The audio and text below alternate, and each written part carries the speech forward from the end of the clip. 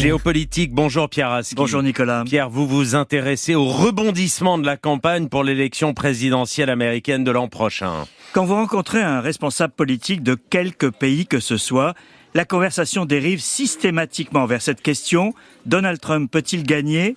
Ou sa variante, Donald Trump peut-il perdre?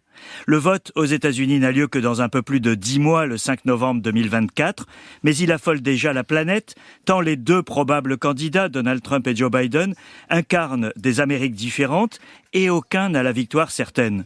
Pour le reste du monde, les conséquences sont considérables. Chacun a des obstacles sur son chemin. Pour Donald Trump, c'est la justice qui ne le lâche pas. Et pour le président sortant, c'est son soutien à Israël qui le plombe dans les sondages, en plus de l'âge du capitaine.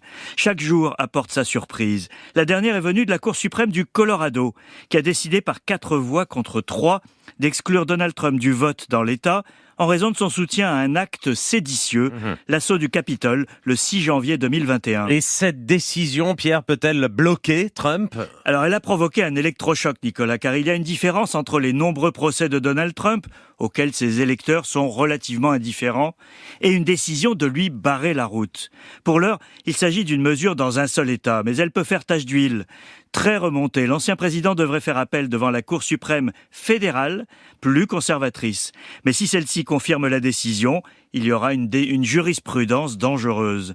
Donald Trump fait la course en tête chez les Républicains.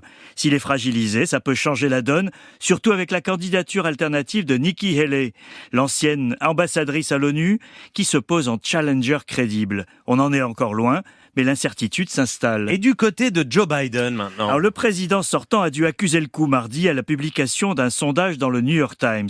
Non seulement Donald Trump le devance de 2 points, mais surtout, ce que dit le sondage sur la guerre de Gaza est beaucoup plus inquiétant pour Joe Biden. Les Américains sont divisés en 2 parties égales sur la poursuite ou l'arrêt des bombardements israéliens. Et les jeunes, normalement plus favorables aux démocrates, sont plus opposés à Israël que leurs aînés. Ils sont très critiques vis-à-vis de la politique de Joe Biden, jugée trop favorable à l'État hébreu. C'est une donnée que le président ne peut pas ignorer, même si elle ne dicte pas ses choix à ce stade. Elle peut peser à un moment de vérité à venir dans les relations entre Joe Biden et Benjamin Netanyahou, sur l'arrêt de la guerre et surtout sur l'après-guerre.